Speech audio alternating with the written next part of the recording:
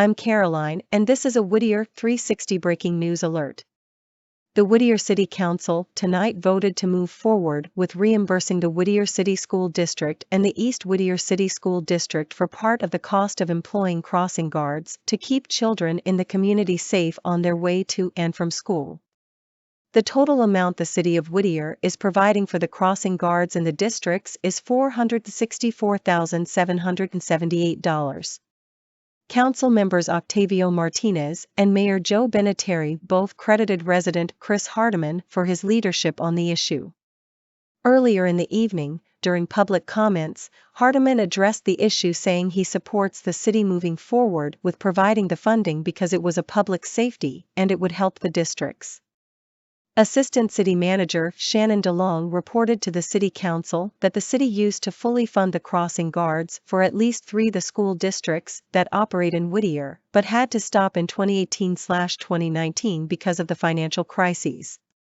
The decision by the city to stop funding the crossing put the responsibility for funding onto the districts themselves.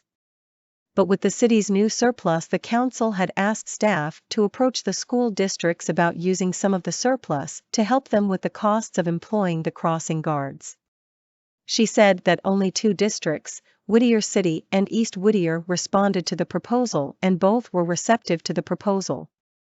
DeLong said the staff is proposing the city reimburse the districts for money they already spent rather than directly funding the crossing guards.